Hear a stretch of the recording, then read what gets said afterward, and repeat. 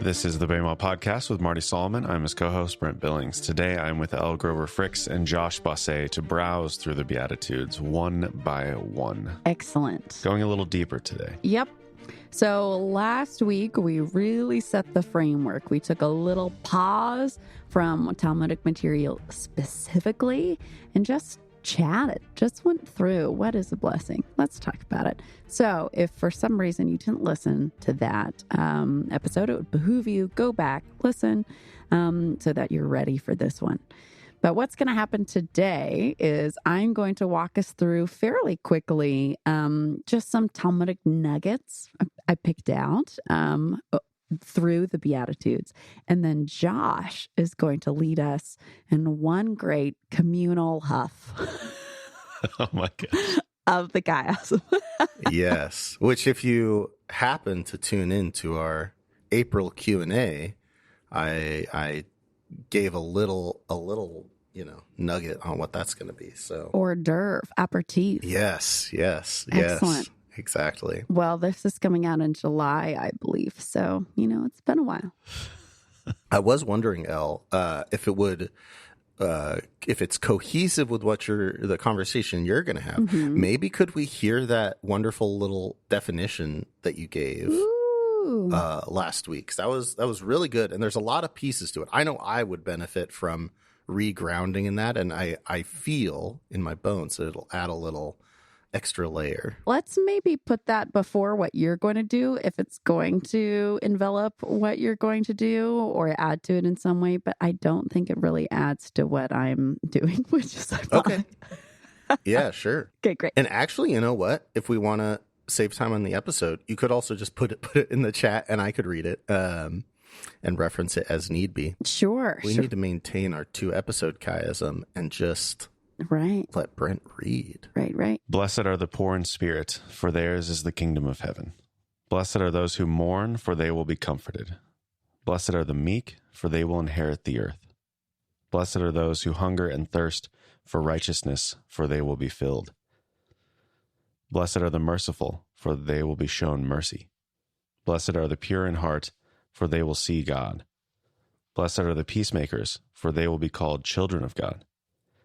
Blessed are those who are persecuted because of righteousness, for theirs is the kingdom of heaven.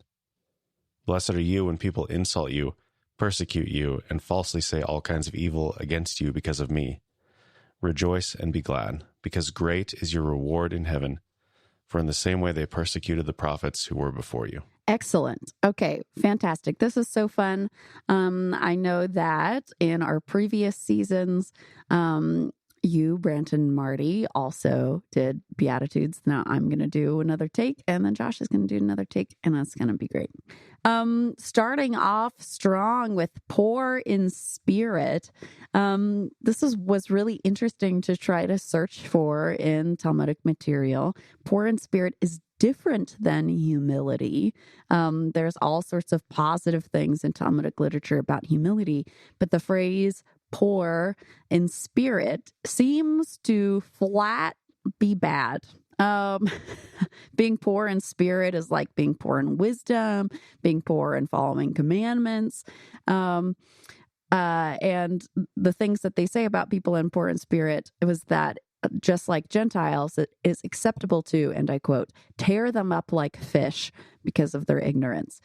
Wow. Yes, they say there's only punishment in the world because of these guys. The Qumranic War Scroll, which potentially Jesus is familiar with Essene community, right? That's been a Bema discussion in the past, which I think has a lot of merit.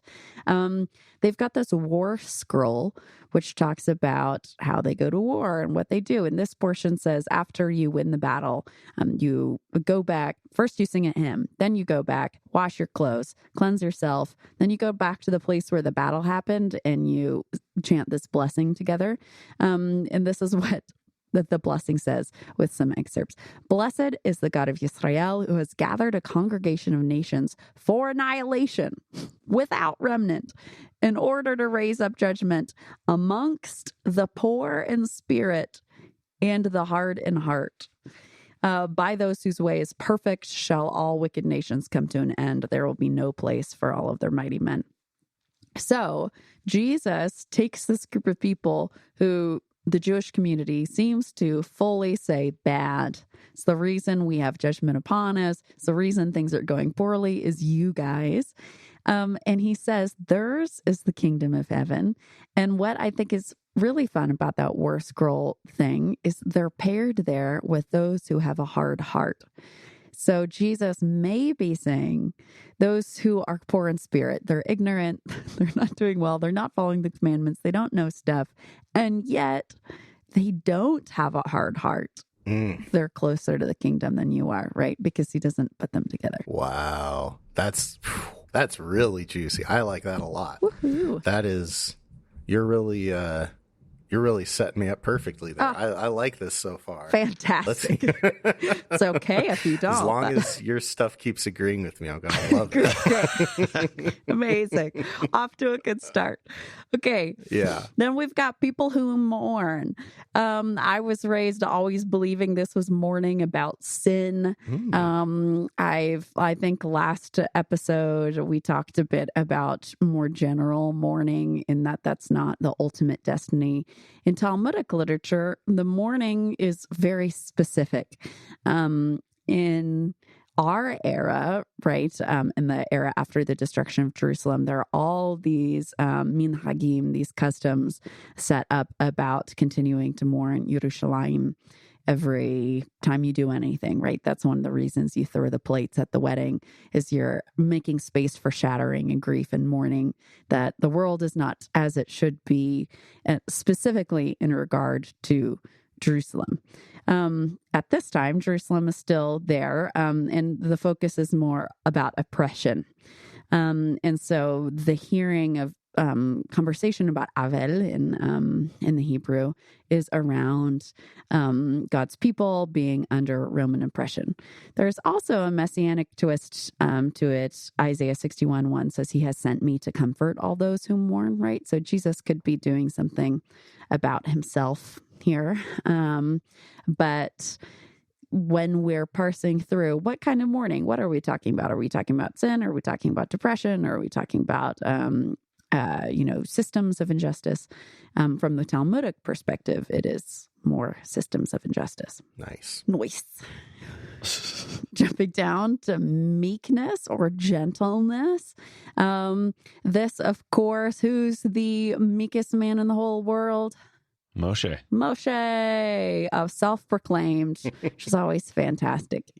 But most of the Talmudic conversation about gentleness and meekness comes up around Shammai versus Hillel, which makes sense, big protagonists.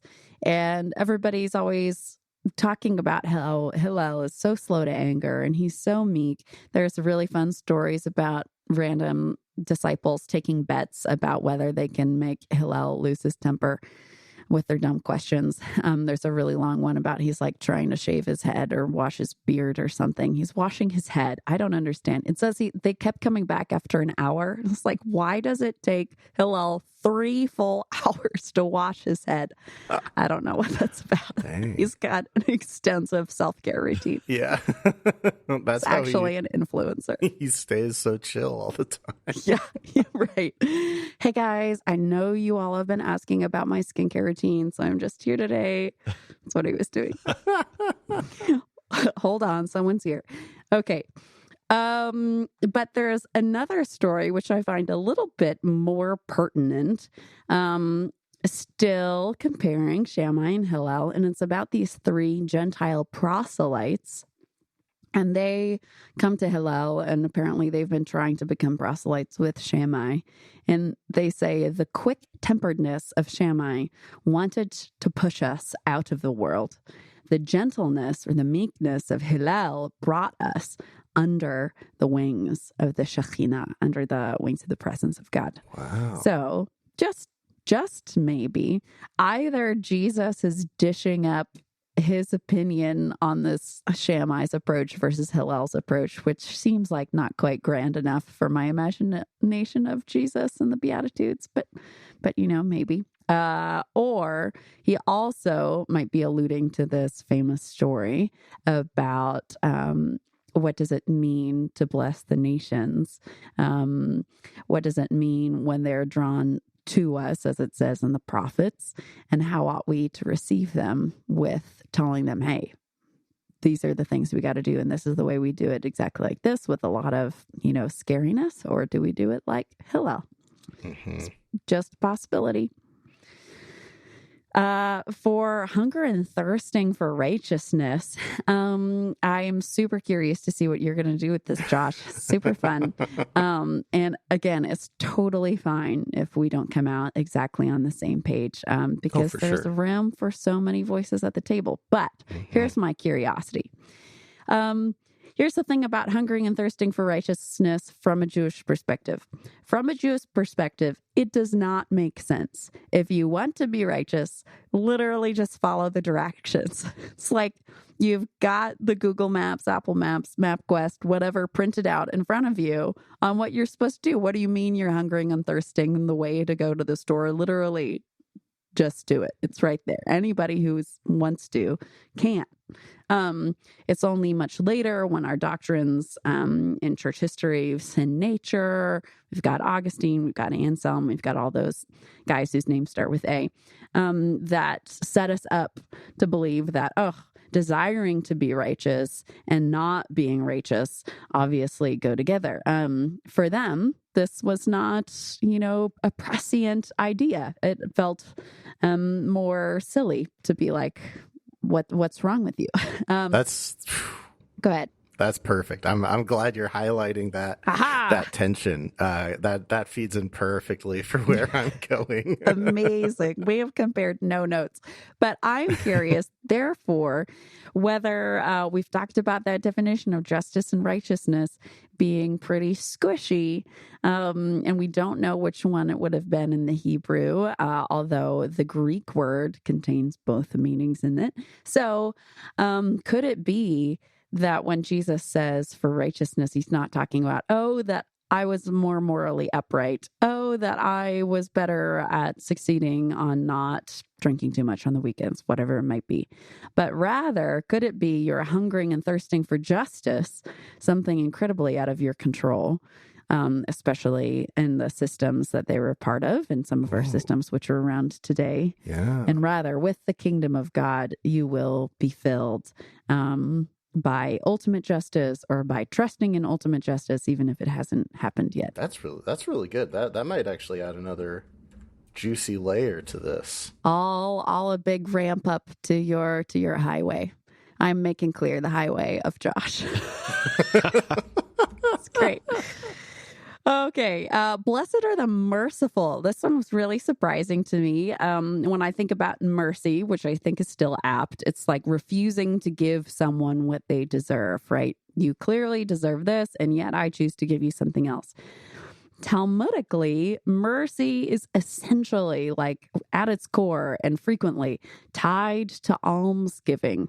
Specifically, to be merciful is to be somebody who gives alms. But very importantly, according to Talmud, mercy also actually sucks. So there's this baraita that says, our teachers have taught there are 3 kinds of life that are not life. That of the merciful, and that of the quick-tempered, and that of those who are easily disgusted. So what a grouping. We would imagine, if you have mercy, to hear compassion, steadfast love, kindness, those kinds of things are synonyms. But no, they put with mercy the quick-tempered and the easily disgusted. Interesting. Yeah. I like that a lot. I do too. Because what is mercy but a kind of dying to yourself, right? Because we feel this intrinsic urge of like, no, I should be allowed to tell that person what for. It's what should happen. It's what they deserve. It's what I deserve. And yet mercy is choosing not to do so. Yeah. But they go on to say, very specifically, mercy and almsgiving to Yisrael exalts a nation. But kindness for the Gentiles is a sin. That's interesting. Yeah.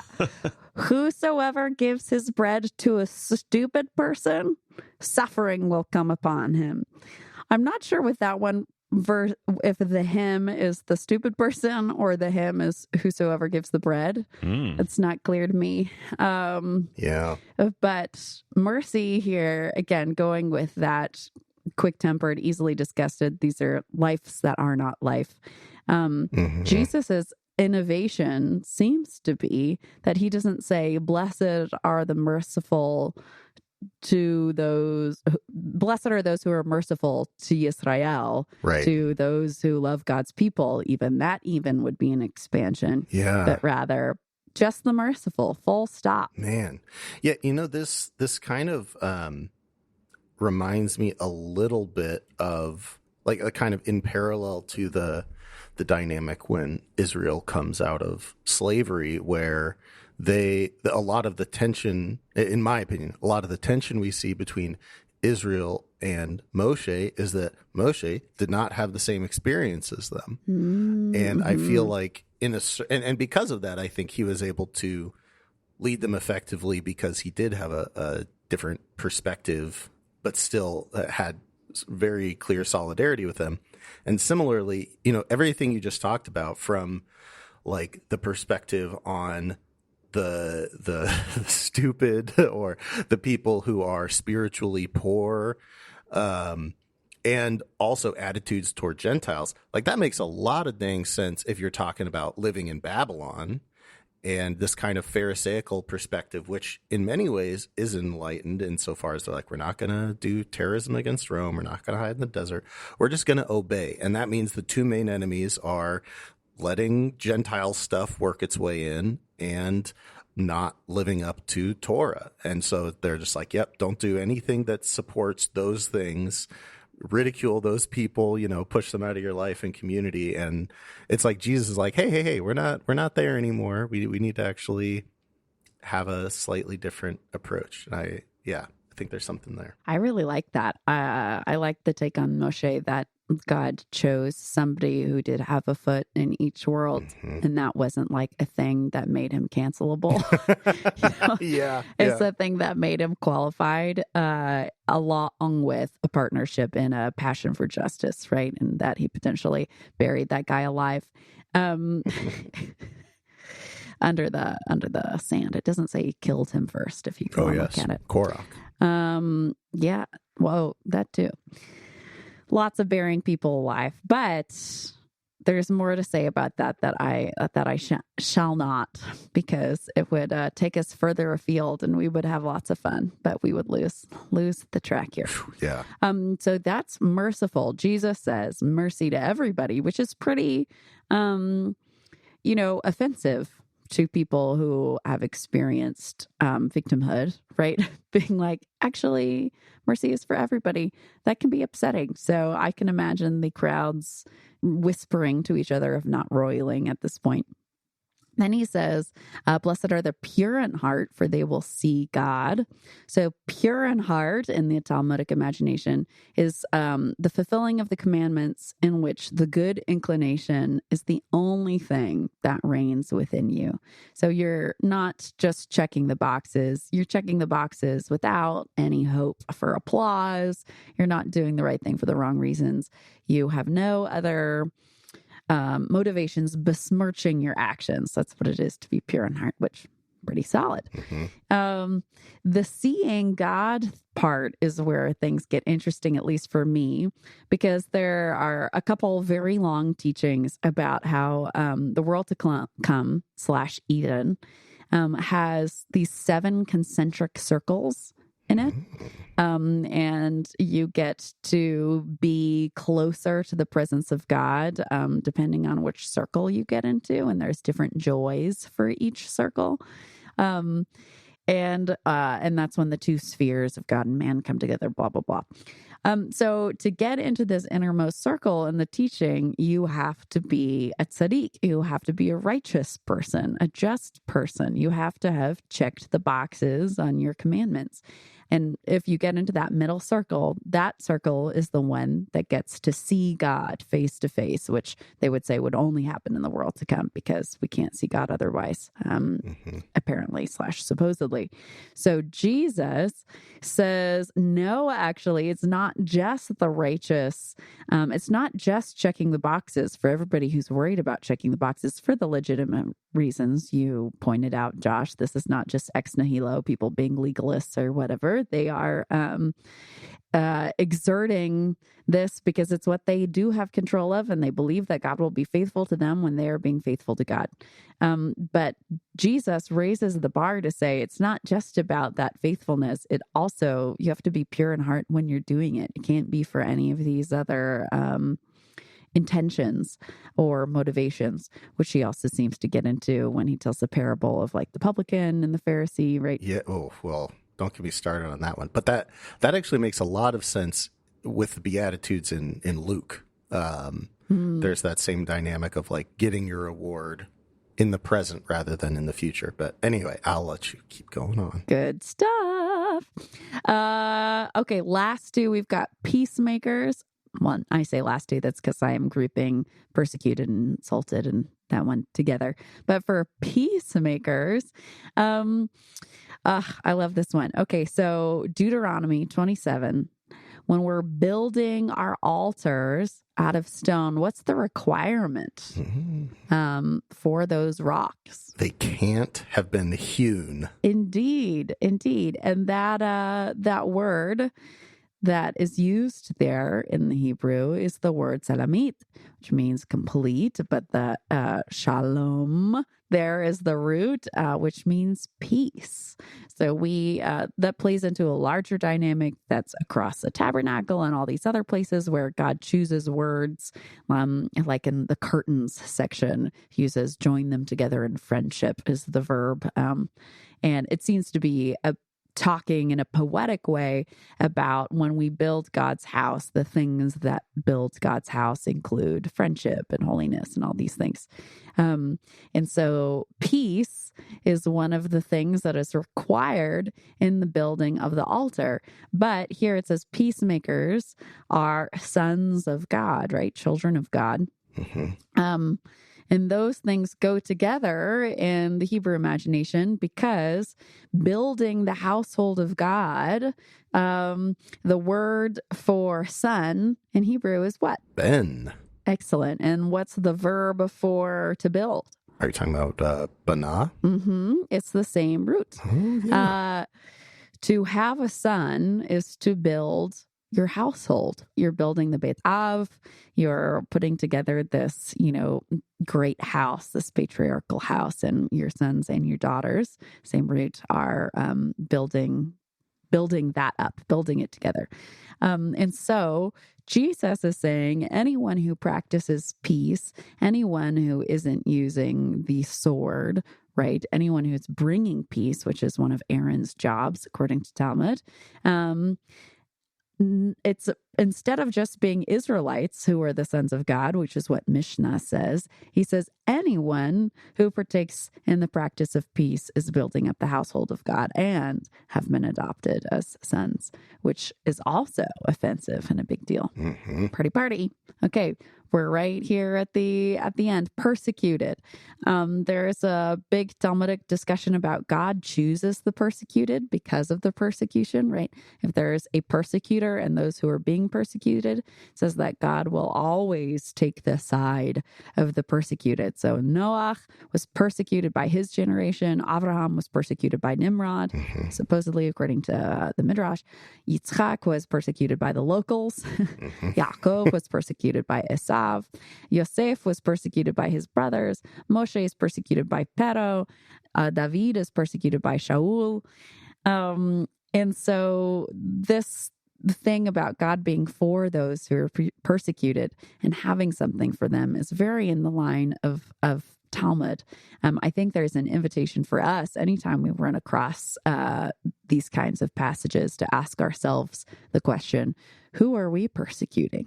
Are we persecuting anybody as folks with power in our society for if we are persecuting anyone according to this teaching, God will surely choose them over us. And so that's a word of caution for us, an exhortation, encouragement to make sure that we are taking care more than we're pressing down of any group. Doesn't matter why, right? It's not like are the persecuted unless they totally deserved it, right? It's not part of that teaching. And then the part about the insulted that I find beautiful is that there's lots of Talmudic stuff about the retribution that's coming for people who insult other people. Like that's just totally not done in an honor-based culture unless you're like trying to exile somebody. And so there's lots and lots of things about how God is going to tear you limb from limb if you do that. Which is helpful to a victim in some way, but it's not really instructive to them about what they ought to do, right? Because maybe you can say, oh, you just insulted me. Well, God's going to come for you and tear you up, but it doesn't tell you what kind of posture you're going to inhabit. Maybe you start jeering at them, right? Maybe you start being like, ooh, snap, God's got for you, right? It doesn't tell you how you ought to conduct yourself. But Jesus says, rejoice and be glad and trust in this reward that is waiting for you. So I love that. I wonder too if that, this is a much larger topic that I know Talmudically is like a deep well, but I also am picking up a little bit of some notes of Lashon Hara here, like the picture Jesus is painting. It does seem specifically like this insulting and stuff might be happening behind your back, like with this idea of people saying things, not just bad things about you, but false bad things, like right. Which fits perfectly with what you're saying about, trying to excise people from the community. There's some good stuff there. Well, we've only just begun. Yes, absolutely. That's our Talmudic approach. And now we have a glorious chiasm to enjoy together. Yeah. Bossaic approach. Yeah, the Bossé approach. Yeah. And I want to back up a little bit here and say that, for the listeners, like Elle said this earlier, and I want to emphasize it. We did not compare notes. And so there are going to be a lot of very cool places where I think, the Holy Spirit will show up and it's like, oh, wow, look at this. These things fit up perfectly. But, also I'm going to be coming at this from a very particular point of view. And so like even hearing all this stuff Elle says, like my gut instinct right now is like, hey, let's hit pause on this recording right now. Give me a month to like rework this whole teaching and take some of these nuances into consideration. We're not going to do that, but I'm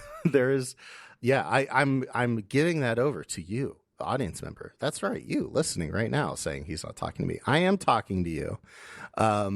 If there are going to be little gaps here where I think I'm going to synthesize what Elle has said into what I'm going to say as much as it fits, but there's a lot of stuff there that's like, man, there's some money on the table there. We could do something with that. So anyway, keep that all in mind. This is especially the reading that I'm coming at this from was kind of working backwards for me, realizing a couple things about the Beatitudes, but most specifically seeing the chiasm. And that is the main leading thing. So in one sense, I did this a little bit backwards, like working back from the chiasm, saying, okay, these things are connected. How do the rest of these connections line up? And then read things with a little bit of that lens, nudging it. And so plenty of room to tinker still. Now, the one thing I want to do is have us take one big step back before we get into the Beatitudes. Because the Beatitudes comes at a really crucial point in Matthew. This is the first time in Matthew we hear Jesus teach. Like, we're told before this that Jesus is teaching. He started his ministry. That happened in the previous chapter. He's gathered his disciples.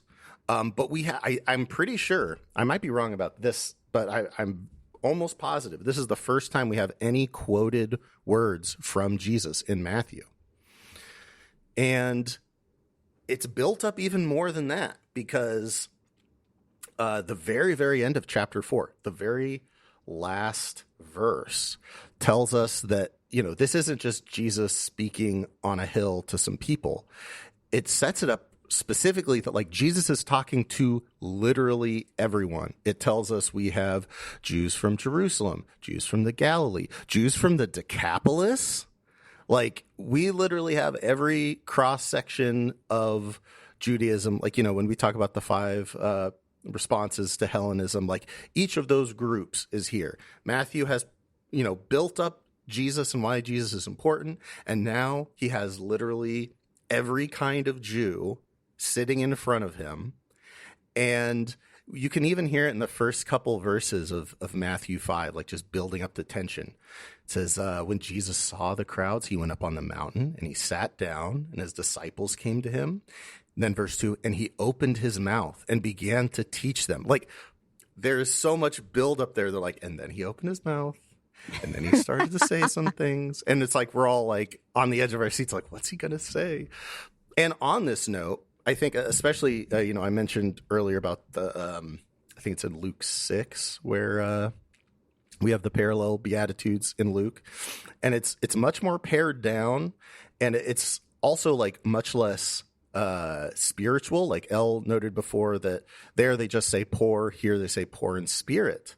But we also, if you look at all the other parallels, we have blessed are you who are hungry now, and then Matthew adds a little stink on there and says, oh, those who thirst and hunger for righteousness. And so there's, I think, a lot of, there's even kind of a parallel chiasm in Luke's version, because there's 4 blessings and then 4 woes. So his is a very different construction. Anyway, so there are definitely 2 different agendas here, but I want us to think about Matthew's agenda. So one thing, and Elle, feel free to correct me if I'm way off on this, but it is like Jesus did not give the entire quote unquote Sermon on the Mount all in one go on one day. Like we talk a lot about how rabbis teach. Like this is way too much teaching for one sitting. That is the general consensus. I love how much he's stringing everything together. Yes. That there's a part of me that wants it to be like, is it Shavuot? You study Torah all night long. Mm-hmm. So there's a part of me that wants it to be that of him just like going hard. That would be cool. I mean, they are on a mountain. That's pretty Shavuot-y. Right. But most people, yes, say that this is a collection. Yes. And I also, see, here's the thing, Elle, is I agree. This is a really powerful image if it was just all one thing. And Matthew certainly invites us to maintain that image. And I think like if we're going to take a step back and have a more like objective academic lens, this is Matthew, like we talk about stringing pearls, like this is him stringing together, like this is him outlining Jesus's thesis. Because again, he's set it up like when Jesus was giving the Sermon on the Mount, where they're literally like every single kind of Jew from all across the country. Like I don't know, maybe, but given that Matthew, we know like he has an agenda, and we've talked about this before, shouldn't be shocking to anyone. He is creating an image for us, and if we understand that this is what Jesus has to say to every single Jew, every type of Jew, no matter how Hellenistic you are, no matter how righteous you are, no matter where you live, no matter whether you're rich or poor, this is the message Jesus has to say to all of you.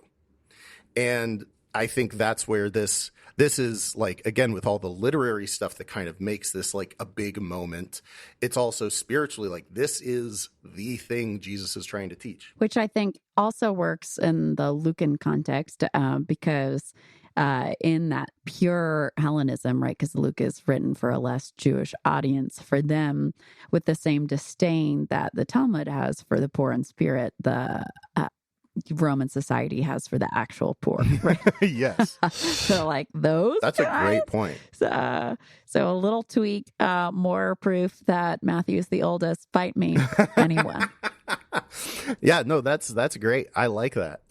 Yeah, we could read this in from either lens. Josh, am I also free to correct you? Is that only open for Elle? No, you're free to correct me.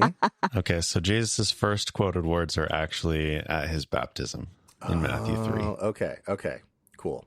But that's not like a teaching. Not a Yeah, He's teaching, just that's true. talking. This is okay. So yeah, revise. That's where Josh started, but then he went on and said it's maybe his first quoted words, and I was like, well. Yeah, Well, yeah, okay, that's well, easier. now- This is okay. So not his first quoted words, but his first teaching. Your point stands, Josh. Yeah. It's not quite Brent's, as. sorry. Brent's just shutting down people in the Slack. That's all Brent's Yeah, doing. I couldn't even pay attention. All I could think about was how wrong Josh was, and I was like, this must be corrected. Well, Cannot stand. No mercy. It sounds like being merciful is bad. That's what I heard. Yeah. I'm glad that was your takeaway. That's what I hoped for. All right. Well, kick us off. I'm excited. So yes. So enough beating around the bush. Let's start huffing. We got a chiasm. It's right there. It's so obvious. This is we have this this formulaic blessing run where we have blessed are the X because they will get Y or they will be Y. And throughout the whole thing, we have this usage. And then we have just served up on a platter, for theirs is the kingdom of heaven, said at both the beginning and the end. And I want to highlight one thing that you kind of talked about, Elle, which is that there's a level at which I really think this poetry of Jesus, this opening encapsulation of the heart of his ministry, is very deeply offensive to the cultural assumptions and norms of the time. And I agree that we need to read poor in spirit as people who don't have a lot going on spiritually. Like you said, Elle, it could be just ignorance. They just don't know a lot, or, some people, it just doesn't click with them as much. And I think it's really important. I love the distinction you made between just being poor in spirit and not necessarily being hard-hearted.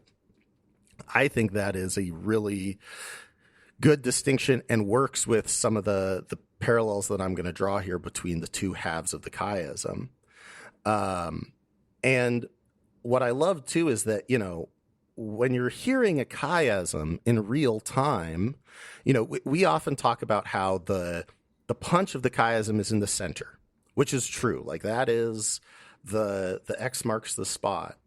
But it's so, if you're hearing this and Jesus starts with, all the people that are the biggest like spiritual screw ups who like just can't get it together, the kingdom belongs to them. And you're just like, what the heck? Like when you're rounding the corner and heading to the end, and then Jesus says, blessed are those who have been persecuted for the sake of righteousness. Like that, I mean, first of all, that's such a perfect inverse image. Like we have people that are spiritually poor. Now, what does spiritual extravagance look like if not giving up literally everything? And not just because you're a Jew and a Roman didn't like you, for the sake of righteousness. Like you are being persecuted because you made a stand for righteousness or justice. You are Obi-Wan in the desert waiting for Luke to grow up and making sure he gets his dad's lightsaber. There you Yes, exactly like that. Let's peek. Yes, no greater love hath a Jedi than to wait in the desert. So we have like spiritual poverty, spiritual extravagance, and Jesus could have ended this with anything, but they don't get. They get exactly the same thing as the spiritually poor. Like as a final moment, that is just like if you've been listening to this chiasm and Jesus has been like amping up these like different things that are cutting against how you think the kingdom of God works, how you think God works, and then you get to the end and you're like, okay, those persecuted, like you were talking about, the spiritual giants, the people who like their whole lives were a mixture of like suffering and doing mighty things for God, and everything. I mean, I guess you threw David in there. We can have some quibbles, but they were imperfect people. But nevertheless, they left it all on the field. They did huge things. And Jesus is like, and you know what they get? The same thing the spiritually poor get. And it's just like, what? Like, that is such a crazy thing to end on. Almost like Jesus told parables about that exact situation, getting the same salary at the end of the day. Exactly. Kind of seems fitting for the thesis of Jesus explaining, like, not just what kingdom is or what it's about, but like how it works. And to summarize very broadly, what I think this chiasm is about, just taking these two examples, is that it's repainting what righteousness means, like how it works. Because we often, are invited throughout the scriptures to think about the ways that righteousness blesses you. It's good to follow Torah. It is good to be at peace with your neighbors. These things are good, and they're good for you.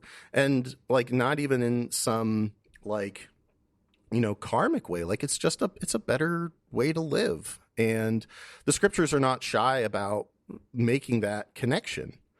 And then Jesus comes in here and he kind of like seems to mess all that up.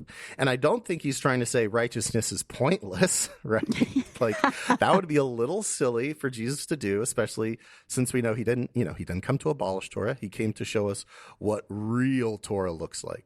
Anyway, the big thing, Jesus is saying something here about the way righteousness works, and specifically in community. And I want to highlight something here is that we have kind of on one side a very positive association, like these people who are being persecuted because they were the good guys, and then people on the other side who just can't seem to get it together.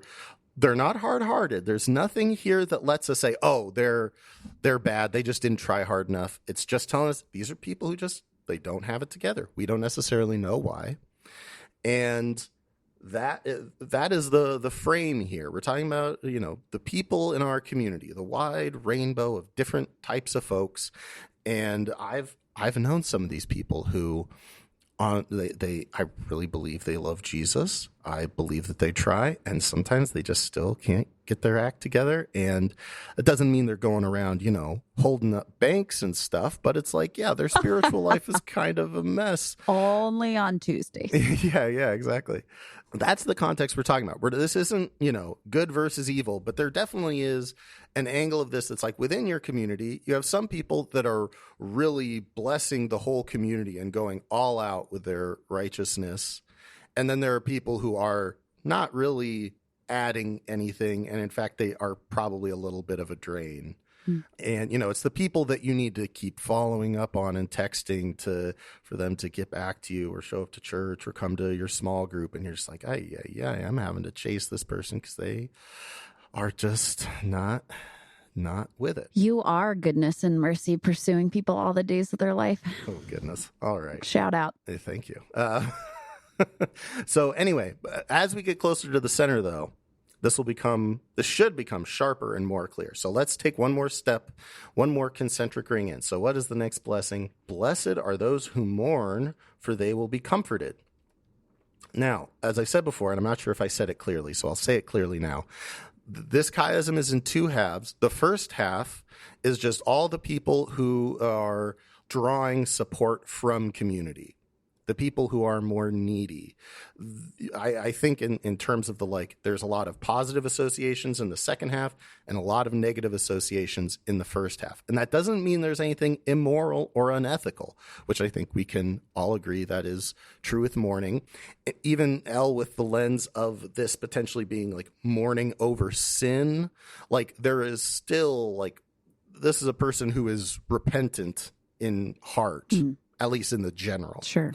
And I think, though, especially looking at Luke, and Luke uses, blessed are you who weep now, for you will be laughing in later. I think that the idea of mourning as you have, whether it's sin or whether it's a death in the family or something else, you have a injury that changes, what you're able to do, or, you had your house burned down or something. Lots of things that we can mourn about. And, even though there's sometimes some shade thrown on people that have bad things happen to them, maybe doing something to deserve it. Obviously, we reject that here at Bema. And I think the sharpness of what Matthew is saying here is that these are people who have lost something, right? Whether it's a family member, whether it's a house, whether it's just they've felt the loss of now having to repent for a sin.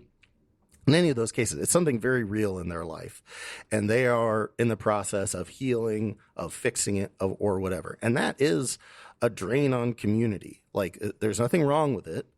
But I have had family members who are grieving, and like, obviously I feel enormous amounts of empathy and sympathy, but it is like a drain to sit with someone who like all they can do is cry, and you've got to take care of them. You got to spend time with them. Like, those are not people that are enriching the communal space. They're not the one who's like, oh yeah, I'll take care of that for you. Oh yeah, I'll watch your kids. Like, I mean, maybe some people cope through grief by doing that, but that's not healthy.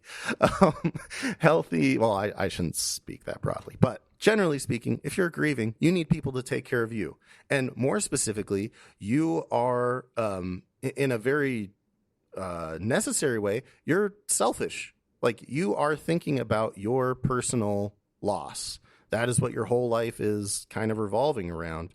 You don't have time to help other people with their mess. You're busy dealing with your own stuff. And you would affirm also that is 100% A-okay. Yes. That people who have experienced loss and grief. Yes. Let me restate it. It is a necessary selfishness. Yes. You do have to take care of yourself. Yes. And when you're dealing with something really grievous, even more so. And if you do not do that, you're putting yourself at risk and also the community through walking around. That's the thing, is that mourning is necessary. Grieving is necessary. If you don't take care of it, like on the surface, if you just push it down and try and go back to work and whatever, be a productive member of your community, that cost doesn't go away. It's gonna not only need to be paid at some point, it's not only going to need to be healed at some point, but it'll probably get worse. So it is important that you allow yourself to turn inward and be more selfish. And like, when people ask how you're doing, not just be like, oh, it's okay. It's like, hey, I'm actually really struggling. And could you just come help me wash my dishes? Like, they're piled up. I'm feeling depressed. Like, yes. So for you, the listener out there, this is not a bad thing. This is normal in community. This will happen in any community. This could be describing a healthy community, but where the community's at, this person needs extra resources. And that's okay, because everyone is not defined by the amount they contribute or need contribution to. It is simply a fact that happens to all of us at different points in our life. Yep. And if we look on the other side of the chiasm, if we go one back for the persecuted, what do we have? We have, blessed are the peacemakers. And who are the peacemakers? The peacemakers are the people who are like the third party that steps into someone else's circumstances that are complicated and hard and brings shalom. I mean, and this works perfectly with what you were bringing up with the altar connections and that priestly role of like, the priests aren't there to atone for themselves. They're there to cover other people and connect those people back to God. And in a very, I think this really works well with like what we traditionally think of with mourning, where it's like, oh, you've lost a family member, probably. That was the first image that comes into my head when I think about people who are in mourning. And that works really well with this idea, not just of the atoning idea, the redemptive idea of being brought back into the family, but also that those people are given a familial title, sons of God, right? Like, their familial connection with God is happening because they are out there helping lift the burden of other people's mess. So again, we have people that are going above and beyond, and we have people that are in a needier place. And both of those things are perfectly ethical and moral. And in fact, they're extremely natural for any community. And again, like I really think that we're going to see more as we go through this, like a picture of what a functional kingdom community looks like. And if we notice, like, the righteousness here is not creating a hierarchy. It's not an org chart where, you have the priest in the center at the top and then the rabbis and then the people. Like, there is no tiered system. When you look at the people at the top and at the bottom, the people who are adding the most and the people who are needing the most, their blessing is, hey, you're part of the community. You're part of the kingdom. It's yours. It belongs to you as like an inheritance. Mm-hmm. So let's keep seeing this this portrait of what a kingdom community looks like. If we go one more to the center, we have the gentle or the meek or the Hillelites inheriting the earth, which, I think that definitely, this one in particular made me really want to dig in deep. I have heard, I don't know how accurate this is. There's a lot of bad etymology passed along by pastors in church services that says, oh, this Greek word means this. Loose etymology. Is it bad? Maybe. But, open-handed etymology. Yes. And I heard this, and that the pastor I heard it from is I couldn't, doing some research, I couldn't find any solid proof. I did hear people saying the same thing. I don't really know. Greek's not my jam, so let's take this one loosely. But it actually fits in some ways with what you're talking about, Elle. I want to first, though, look at the image that Jesus paints, because we have very specific blessings that are given. The mourners will be comforted. That just plain makes sense. The people who are not spiritual enough to pay their own way into the kingdom, they're just included anyway, because that's not what kingdom's about. When we get to this, I think we should first look at that image. What is this connection between meekness, humbleness, and inheriting the earth? I think that, if you were around at that time, especially under Roman occupation, it would probably be very easy to hear what Hillel has to say and say, okay, like, that's nice, but that seems like that's not actually going to get us too far in this rough and tumble world. And this idea of like inheriting the earth, and the earth specifically, like, the kind of this image almost of conquest, like world domination, except obviously it's not militaristic in tone. It's inheritance language, right? They're inheriting the earth. But this idea that like God will give dominion over the whole earth to the people who are the most gentle, the least prone to violence or exerting their force. Conquering is who we think. Who inherits the earth? The people who take it by force. That's what we expect. And it's a reversal. Yes, so there is definitely an image reversal there. Now, the loose etymology that I heard is that this word could be used to talk about like when a horse is being reined in. And that kind of fits with this image we've painted of meekness or gentleness, where it's just like, Hillel could have lost his patience and told these people off and been well within his rights to do so, but he held it back. And in terms of being in community, I know that there are, I will say this, I am a meek person. I am not a like, hey, let's call out the problems that we see and let's just have this conflict right now. I'm like, oh, we can talk about that later when everyone's calmed down and when, I've massaged everyone and gotten everyone feeling nice and chill, and then I'll talk to you individually and I'll talk to you individually, and then maybe we'll have another conversation like that. I am not a like, let's just get into, these deep things right now. And I've also been on the other side of it where I'm in a communal situation and I'm like, well, it's really not my place to point this thing out. It would be pretty inappropriate for me to point this out. It would be awesome if church leadership could just address this big elephant in the room so we could talk about it. And when they don't, sometimes problems fester and things don't get done, or someone else has to jump in and push the conflict to the forefront. That's why God made me. Yeah, exactly. Exactly. Well, and I think too that this is contrasted with pure in heart. And I kind of like the contrast of these images, not because I think those who are meek are not pure in heart, because again, like you said, Elle, that has some ethical connotations. I think these are opposites that aren't just like polar opposites. These are opposites within a context. Again, the context is community. The context is even the people who aren't doing well still have their heart in the right place. They're still trying. They're still doing their best. They're still a functional part of community. They are doing their part, even if it's like just, hey, I'm in mourning, so I can't help. And actually, I need you to come help me. Or, hey, I've been trying. I just cannot for the life of me spend more than 5 minutes reading my Bible. Please pray for me. Please come help me. Please teach me what this dumb little thing is that you already taught me 10 times. And I need you to teach me an 11th time.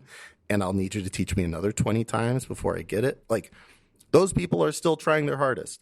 Those people are still functional members of the community. We often don't see it that way because we like to be like, well, coffee is for closers. Like, if you're not bringing in value, then you. Yeah, I mean, Glenn Ross is kind of a very intense image of how our culture does things, but it seeps into how sometimes we think of these people in community that are need more resources. Well, and you don't even have to go to pop culture. There's the nice biblical proof text, the one who doesn't work shouldn't eat. Oh, gosh. Boy. Yeah. Which is definitely meant to be read just as a broad, sweeping rule, ironclad. That's why we don't feed children and pets. Yeah. If you don't pick up your chair after youth group, you don't get any pizza. Yeah. Oh, wow.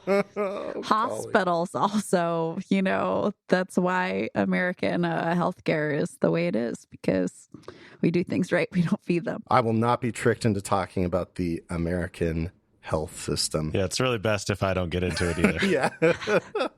Skimming right by. So here's how I think these two images play together.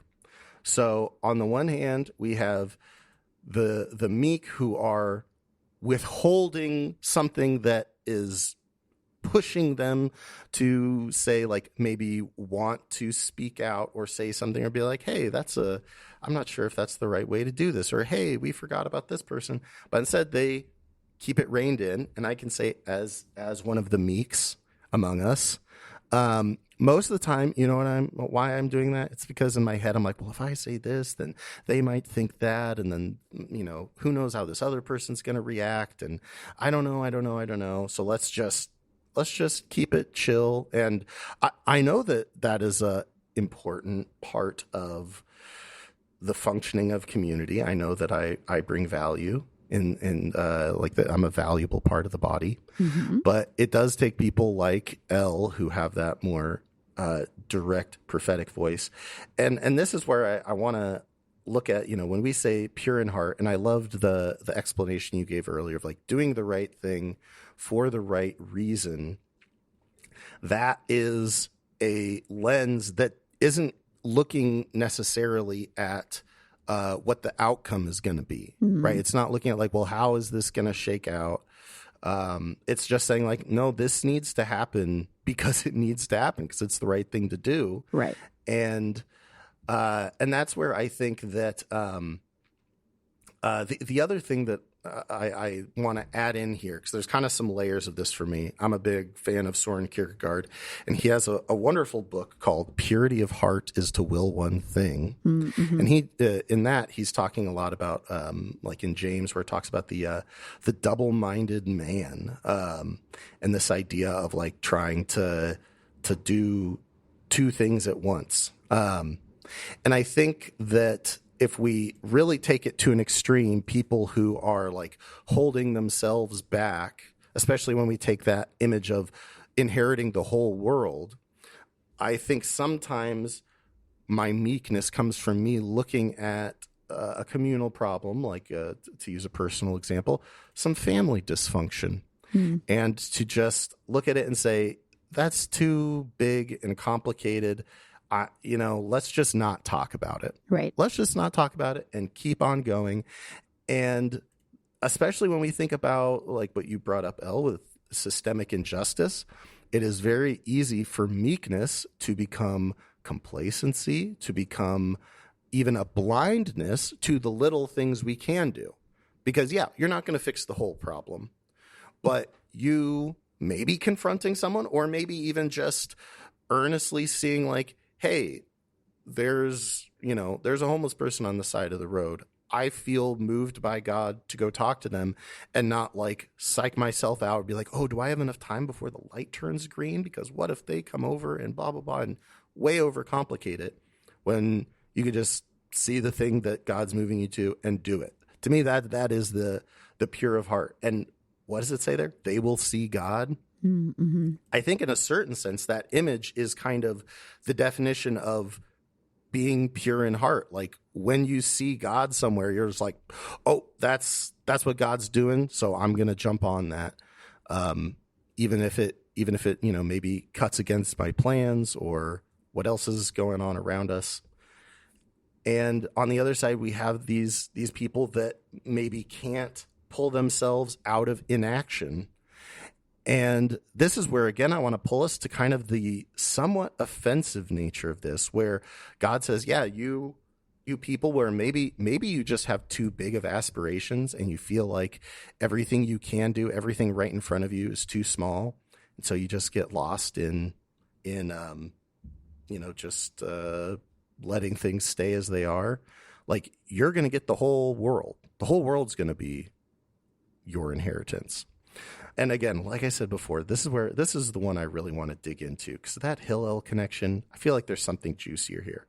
But leaving this as it is, again, we have, these two images of someone who maybe has the desire to be constantly plugged into what God's doing, but is being held back or doesn't speak up for whatever reason. And Jesus is telling them that, like, yeah, in terms of the kingdom, your life, you inherit the whole world. Like, you have a worldwide impact. It's almost kind of like what you said, Elle, about, with the persecution, about actually being told what to do in that situation. I feel like there is kind of a spiritual imagination inviting the people who are maybe a little too meek to start doing things more radically, or who are more reserved, to say, okay, like, God's plan is for you to inherit the whole earth. Imagine that reality, and then, like, start from there, and then think, okay, if that's where I'm headed, if that's what God sees in me and in my heart and in my life, what do I do today that matches that? If it's already assured that I'm going to inherit the earth, well, then what do I do with that? What I hear you saying is that if that sometimes people speak up very quickly, sometimes just because they're doing the thing and they're not thinking about it, anything untoward, but sometimes they're doing it because they want to control the situation.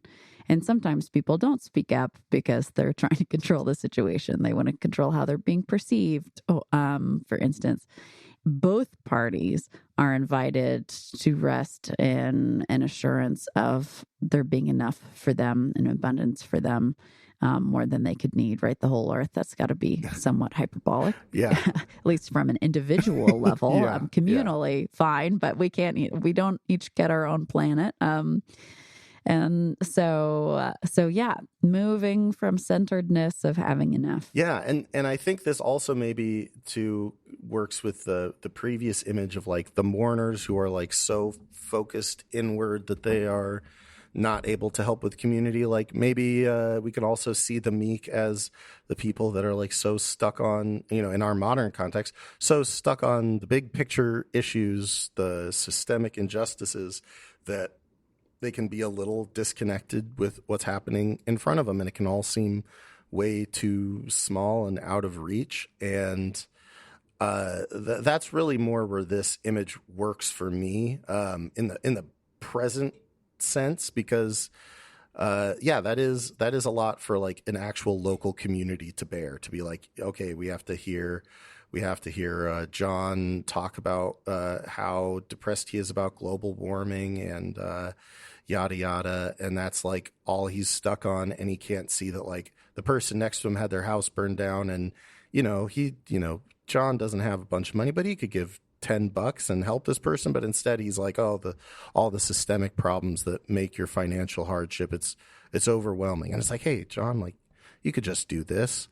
That kind of the simplicity and the kind of open hands of letting your heart just be directed by God. And I think this is another interesting level because, the definition of pure of heart that you gave earlier, I love it, this whole thing where it's like not coming from any selfish motives. I think especially in our modern context, putting the pure intention of it aside and knowing that like in the Hebrew image library, the heart is not just, your intentions, but it kind of includes everything that's going on inside of us, our desires, our thoughts, our plans. Like it's used very broadly. And I think that a lot of times for us, when we think about purity of heart and we think only of that aspect that is not doing it for any selfish reason, we can also overlook how maybe it's not very pure of heart if we are stuck on God working in the way that we want God to. Is there something pure of heart of just letting God work in ways that we don't expect or don't make sense to us and being okay with that? I think that there is maybe something here between the meek and the pure of heart where they're also open for God working in ways that don't accord like what they had in mind. So to go one step closer to the very center, we have, again, blessed are those who hunger and thirst for righteousness or justice, for they will be satisfied. And like you said, Elle, you could read this two ways. It is a nonsensical concept because if you are hungering and thirsting for righteousness, which if I remember, this word for like hungering and thirsting, it's like this isn't indicating like, oh, I'm hungry, I should go have lunch. This is like, I'm starving, I'm in the desert, I need a drink of water. Which kind of goes with that image of like, well, then, if we're talking about righteousness or obedience, like it's like you're standing next to a well being like, I'm dying of thirst. Someone help me. And it's like, you're next to a well. What are you talking about? Right. Or your parents are like, hey, clean your room. And you're like, oh, if I could only, be right in the eyes of my parents. Like literally, they just told you what to do. Yeah, exactly. Yeah. It's right there. So many times. Okay, buddy, time out. You're not listening. Well, but I want to listen. Okay, well, don't tell me you want to listen if you're not going to do it. You know what you're supposed to do. And, we also, speaking of a little proof text, there's a little guy by the name of Paul who said, the things I want to do, I don't do them. And the things I hate doing, that's what I do. So this is, again. That was actually Darius. He went back in time. Romans came back. Mm-hmm. Oh boy. Yeah. True story. That's very funny that Darius says that because I've been told by my parents that I said that a lot when I was a kid. Nice. So yeah, it's hard even if you have good intentions. And I like the juiciness of the angle that these are people who need righteousness, who are, maybe they're hungering and thirsting, not because they aren't obedient, but because they're just being particularly oppressed. I think that's another great lens for this. I'm not sure if we'll see if this works well with the way I read the chiasm. But again, this idea of like, they'll be satisfied. Like it kind of is like, how does that work? Like they're hungering and thirsting because they're not doing it. So how is God going to satisfy them? Like, is God just going to make it so that they automatically follow Torah all day? Like, what does that mean? Right. But I think that, again, it's like this is painting a picture that may not make sense as much if we're taking like a very analytical, logical approach. But from a communal human heart standpoint, like we have all felt this way. We have all felt like, oh, man, like I really just want to get better at doing this. And again, like we could pick this apart morally, but we're really not given space because, like you said, Elle, the reason why this is an impossible image in that, kind of a more Eastern mindset is there's like, well, there's a way for you to take care of your hunger and thirst, and it's right there. So if you're really actually hungry, why would you not just put the food in your mouth? Right.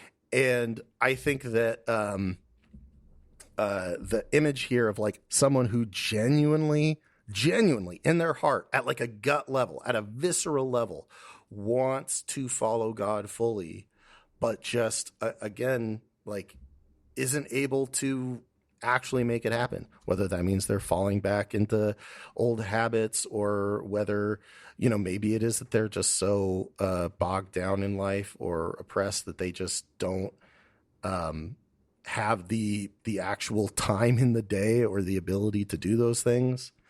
You could read it a couple different ways, but either way, they are not being filled. And I always heard this in a positive sense of like, if you want to follow God, he's gonna make that happen.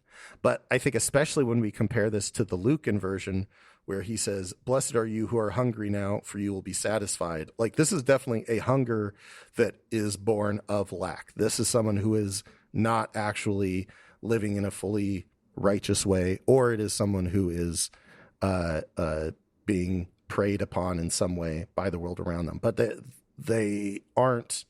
They are decidedly not in the place where they want to be, wherever that's coming from. And on the other side, now this is going to get tricky, because that alms thing is a little tricky. But let's talk about the merciful. So, outside of the alms part, what is the context in which you are merciful? Like, like just right now, could I be merciful to you, Elle? Yes. Oh, how could I be merciful? By ending the episode early, maybe. I'm sure, even within this conversation, that there are plenty of things that I could have done better, and that you could dispense to me and tell me what they might have been. And yet, being merciful to me means not being like, "Hey, Al, the way you did that intro kind of wasn't ideal." Okay, you've picked up on something. I personally feel like you're being a little too self-critical, but you can't just be merciful to someone out of thin air. What Elle has revealed is that she would have had to do something to me that she must have not necessarily wronged me, but done something that needed some forgiving, needed some mercy extended. Mercy isn't just something, you don't just go out and be merciful in your backyard. You are merciful to someone when they have done something to you, and you can choose to hold them to it and be hard-hearted meanie pants. Meanie pants. That's the technical term. I love it. Punitive. There we go. That was a much better word. Yeah, you could be punitive. I'll take meanie pants. You can have punitive. Punitive. You can have a heart full of Dean. Be like, no, we're going to judge this person. But instead you say, I'm going to be merciful. So this idea of blessed are the merciful gives us a lot of context. They're in a position where they have, I guess you could call it the upper hand. They have been wronged. They have a right to claim something, but they are foregoing that right. Now, there is kind of a parallel to this and giving alms, in that you are in a position where you have enough, and maybe even more than enough, and there is someone else who doesn't, and you are not, well, we could say you're not obligated. I think for Christians that there is some level of obligation there, but nevertheless, there is nothing forcing you to give your money to someone who needs it. But to do that is, again, like kind of, we can see there's a parallel image there of, I have some kind of advantage. I am in a position of power where I can extend a benefit to you or not. Still doesn't fit cleanly in our, English language dictionary definition of mercy, but I think there's something close there that we understand. You're going out of your way to make something easier for someone else. I like taking the kind of our standard understanding of mercy, because it puts us in this situation where someone else has wronged you, and by Torah law, I could ask you to do this in return for me. And instead, I'm not going to do it. So we have a situation where there's a party that's been offended, and then there's a party that did the offending. And what's interesting to me is that the blessing here for the merciful, for this person who is not on the unrighteous side, they're so righteous that, they are not only keeping Torah, but when someone else fails to keep Torah, they're just forgiving that. And they're, in a certain sense, taking that burden onto themselves. Which is what forgiveness means. So I love that you put it that way. Thank you. Now, here's the interesting thing. If you were merciful, if just every time someone wronged you, I mean, maybe not literally every time, but, like you were known for like, hey, yeah, if you mess up when you're, working with this person, they're going to let it slide. They're going to pay you the same amount at the end of the day or whatever, like that. That kind of person who is like, again, not only have they not wronged someone, but they are the righteous one. They're on the positive side in terms of the communal spirituality. So what use is it for them to receive mercy? Like if they're following Torah, why do they need mercy? Or if we're going to use the other lens of alms, this would be like saying, hey, you give alms to the poor, and so alms will be given to you. It's a little bit like, well, but I don't need alms.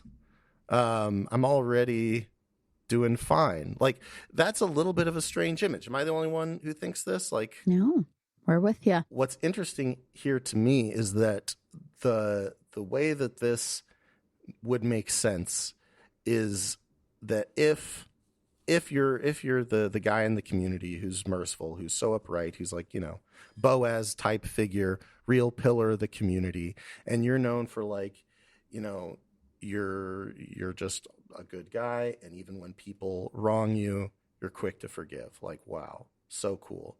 And then again, these are all blessings that are coming from God. So I think the way to read this is almost like God saying, like, when you're merciful to other people, I'm going to be merciful to you. Like, there is kind of this is almost like God, like kind of writing a blank check of forgiveness. Like, hey, if you slip, I will forgive you, which kind of sounds weird because it's like, well, we're talking about a future. Like, what if this person never does anything that really requires God's mercy, which I know we can say like, oh, of course they will. We're all human beings. We all sin. But this, again, take whatever image needs to go in your head. Think of the person in your community that is just like that image of a merciful person, someone who is upright in all their ways. Like, take that image and think about God approaching them and saying like, hey, I see how you treat the people in your community. I'm going to bless you with treating you in the same way. Like, there is kind of a relational blank check that, we could say kind of in the line of Paul, like, is this being given so that we can multiply sins? And it's like, you could say that if you were cynical, but if you were a cynical person, is that really the merciful person we're talking about here? It doesn't seem that way to me. But this highlights something that I think is very, very important. So if we stand back now, before we get into like the center of the chiasm and what it's doing, we have this picture of the people that are a little bit, more draining of social communal resources, and people that are like going above and beyond. They've are fine to take care of themselves, and they're taking care of other people. Great. This is kingdom. This is community. This is how it all should work. What's interesting to me is that if we look just at all the blessings, the first half, roughly speaking, those are really the images of blessing that kind of make sense to us. Like, oh, you're mourning, you'll be comforted. You don't have a lot. You're worried that you spiritually won't make the cut to get into heaven. Nope, you're welcome. Come on in. You really hunger and thirst for righteousness. You'll get that. Like, the first half is all, you have a need, that need is filled. And not just filled temporarily, but like permanently, there it is over and above, totally in abundance fulfilled. That is the kind of track that Jesus sets for the first half of this chiasm. And then we get to the other side. And now we're talking about all the righteous people, all the upstanding people. And what is our gut instinct about what their blessing should be? I mean, right. If the people that are the drain on society, the people that don't necessarily aren't able to go above and beyond. Sure. Yeah.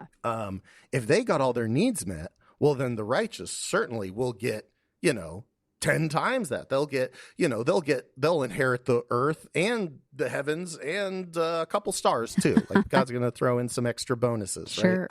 That's kind of what we might assume, especially if we were hearing this in real time.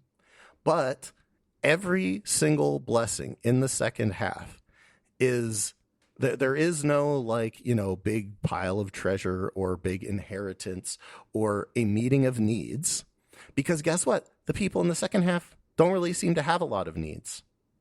They're meeting other people's needs. And in the kingdom, you're taken care of when you have a need. And if you don't have a need, what is the second half? What consistently the theme in all their blessings has to do with intimacy and relationship with God. Mm-hmm.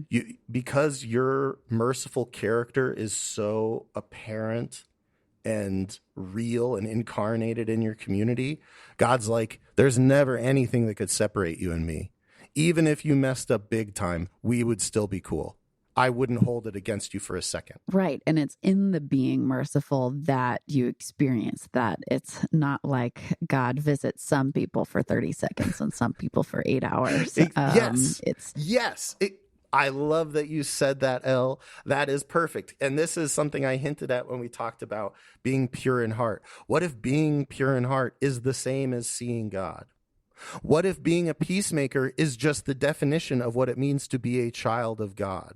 What if being willing to give everything, even your body, even everything you've spent your life doing, if you will go that far to be righteous, that's just the kingdom. That's what it's like to be in kingdom. Mm-hmm. There isn't anything. What more is there? Do you really want 2 piles of gold instead of 1 pile of gold? No. When you are the righteous pillar of your community, you're not looking to get an extra cushy seat in the kingdom.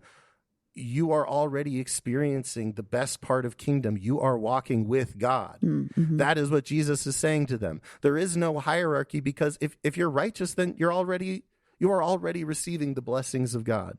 Right. You are already walking alongside him, and all the other blessings God could shower on you literally can't match what it's like to live and see God, to live and actually not just technically be like, yes, I'm a child of Abraham and I'm a child of God, and I can write that down and say that it's true, but to actually feel like when you're talking to God, yeah, this feels like my dad, this feels like my mom. I feel like that kind of closeness and care because I'm always looking for how to make peace.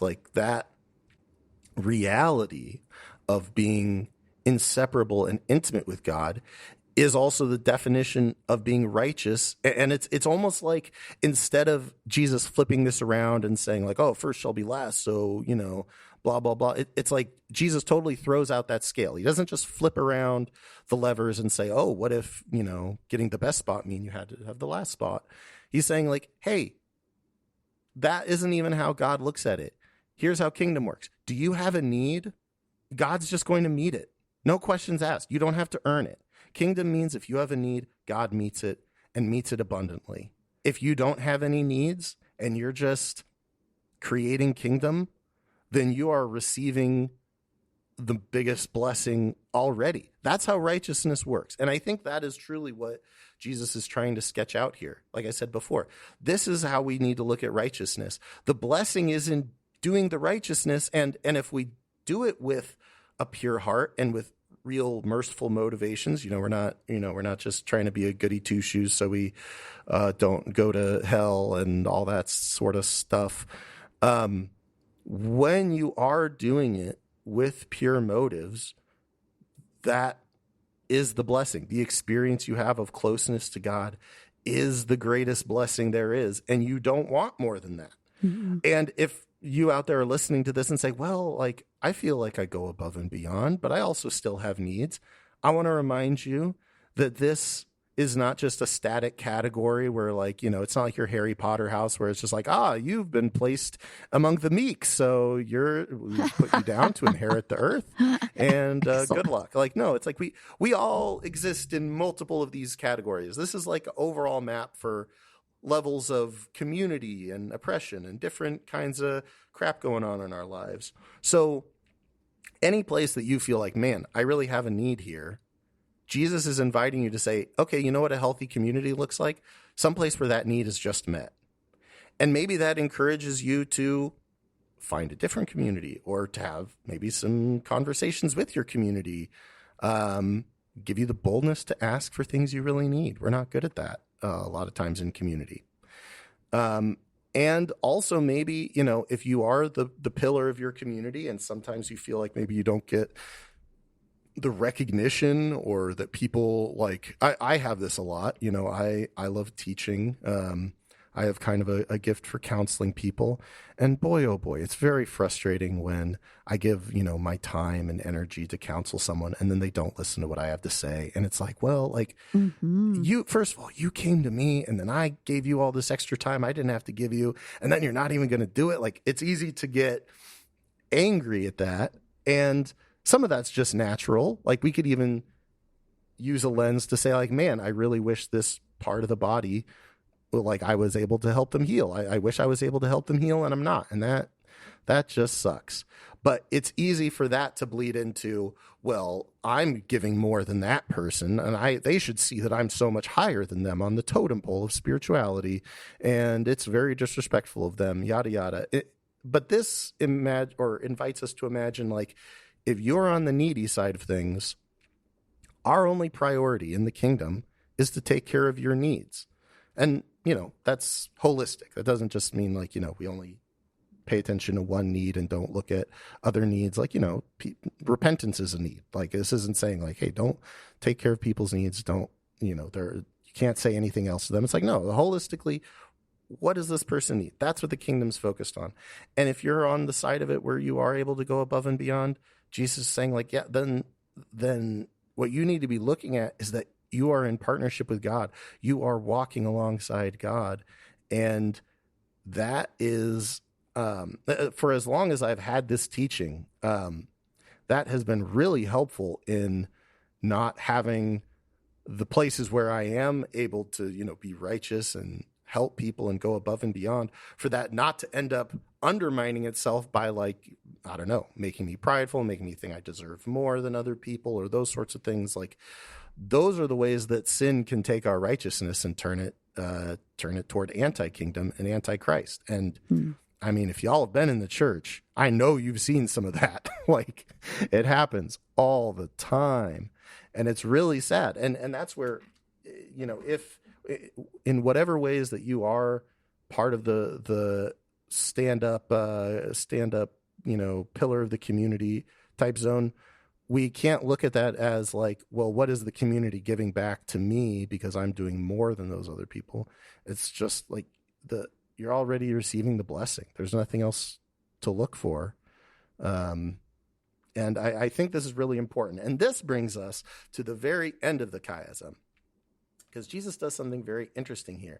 So the chiasm has to end in verse 10. It can't go on, because we have the bookmarks there. Kingdom of heaven, kingdom of heaven. Blessed are the poor in spirit, blessed are the persecuted for the sake of righteousness, for both of theirs is the kingdom of heaven. Then in verse 11, we get this continuation. Blessed are you, and actually I talked about this on the Q&A stream as well. We have a total switching for blessed are the blank to blessed are you. So I think Jesus is pivoting here and saying, now that I've redefined righteousness for you all, now that I've painted a very different picture, here's what you do. And this is where someone pointed this out in the Q&A, and I'm kind of liking it more and more, where, like, this second kind of invocation of persecution has a slightly different character to it. The, verse 10 thing of being persecuted for righteousness, like, that's very broad. That could, in their context, just describe being persecuted by the Romans or something like that. In verse 11 here, this feels much more like internal to the community. Mm-hmm. I think that's important because again, this is all talking about like what happens within community. This, this doesn't really seem to be a map for like, hey, here's how you bring Gentiles into the mix, or here's how you deal with people that are not approaching community in good faith and are trying to take advantage of their fellow community members and, are bad faith actors or are preying upon the weaker members of a community. Like, this isn't touching on that. There aren't any of those like quote unquote bad guys in the equation when Jesus is talking about this community. And I think that that's really important, because then when we get to verse 11 and he says, now, hold on, community is actually way more complicated than this. It's not just a bunch of good Jews trying to do their best to follow Torah. It's important to remember that there's a lot of that in our communities, but there are also people who are going to insult you, who are going to kind of ignore the norms of the fact that you do share a community. There's going to be people who persecute you and lie about you, say evil things against you that aren't even true. And that'll be because you are like trying to participate in this kingdom that works very differently, because you are following me, and this is the kingdom I am bringing. This kingdom cuts against a lot of how community traditionally works. It cuts against a lot of our even just like human tendencies, regardless of the fact that like, you're part of a sacred community. And what Jesus does to remind them here, especially coming out of this very offensive poem that really breaks down a lot of spiritual assumptions, for him to then go like, okay, I know I kind of painted like a rosy picture of a totally functional kingdom community. But remember that this blessing carries on even when your community isn't perfect, even when there's infighting and you aren't accepted. And then verse 12, rejoice and be glad, for your reward in heaven is great. Which again, kind of is funny to hear now after Jesus kind of just rewired all the like how reward works in God's kingdom, right? Which I think is great and encourages them to think more critically about that. But then he says, for in the same way they persecuted the prophets who were before you. And Jesus ends in this perfect way of reminding us of two things. One, that if you are like on the bleeding edge of what God is doing, like, you're not the only person to have done it. There have been people who came before who stood in the place where you stood. And, like the prophets and all the other people that God called, the judges, like,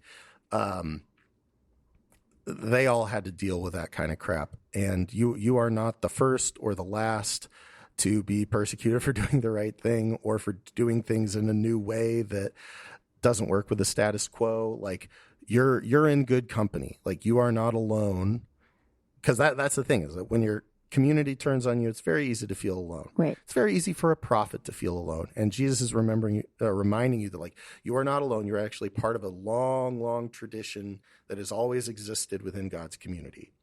And at the same time, he's reminding us that like, yeah, I think a lot of times in the places where we are righteous, where we are like doing God's will, and it's easy to get frustrated. Like, why doesn't everyone just do this? Like, it's so easy. It's so life-giving. Why can't they just do right? Like, don't they know it's better? And it's like, no, we've always struggled with that. There's always been a lot of people who just, whether it's, because of their circumstances or because of something in their heart, they just can't hear what God is doing. And sometimes when especially if we're a little bit isolated, it's easy to look at that and think like, oh my goodness, this whole generation is doomed. Like Elijah, like, I'm the only good person left in the whole world. Oh my goodness, God, just kill me now. No one's listening. And Jesus is like, no, that's not true either. Like, people have always had a hard time accepting what the prophets have to say. You're a part of those prophets, but that also means that the people within your community who can feel like enemies, it's actually not that uncommon of a thing. And maybe even we can learn to, in our hearts, cut them some slack and say, hey, you know what? Like, once we're on the other side of this, I don't think we're actually going to have as much disagreement and strife between us as it seems like we do on the surface. And I think that whole thing, to speak to what Elle talked about with blessing, I think this little kind of a trajectory off this chiasm, repeating the blessed are you verbal motif, in particular, the part of Elle's definition of blessing that talked about like the thrust, pushing us in a new direction. That's what I think this serves. Jesus just hit them with this big kind of complex, like here's a totally inside out way to look at spiritual community and what righteousness means within that community. And then he ends here and says, you know, I know it's complicated and tough, and this thing I'm inviting you into, it's not easy and you're going to get a lot of pushback, but that's been going on for a long time. In fact, that is the work that we have always been doing. And what everything that comes after, the salt and the light and the everything else is, okay, what does this push us to do? What is this kind of blessed community that God is pouring out blessing on, that we are blessing each other with? Like, that's nice, but when it's inside a community, it can get a little circular. It can get a little cyclical. So what does this push us to do? How does this propel us forward in God's story? And I just love that, and I wish I could spend another 2 hours talking about salt and light, but that's not my prerogative. I haven't been given permission to do that, so. I mean, Brent and I will leave and go get lunch, but you're still welcome. Yeah, you can keep going. Keep on recording. You're always welcome to come back later and talk about it. Yes. Well, thanks for bringing all of that out, Josh. The mix of community, I think sometimes the pressure can be like, okay, we've got to get everybody on the same level. And what I heard in your teaching is like, there's always going to be people at different levels. Maybe it's because they have cancer. Maybe it's because they're mourning some other stuff. You're always going to have people who are going from strength to strength, and people who feel like they've plateaued or whatever it might be. And we are all part of this one family and one community, and that's what Kingdom is. And all of it is good, and we all receive the same reward. Absolutely. So thanks for underlining and highlighting that fact. Appreciate it. Well, thanks. Yeah, very helpful framework for community, I think. And just the freedom to like, yeah, we have a part to play, and we're going to be in different parts at different times of our lives. But at the end of the day, kingdom of heaven for everybody. Mm-hmm. Party on. It's great. Okay, well, you can go to BayModestDiscipleship.com to find the show notes for this episode. I think we have one or two things to reference. We'll get that stuff in there, but you can get in touch with us on the website, and everything else you need is there. So thanks for joining us on the Baby Mom Podcast. We'll talk to you again soon.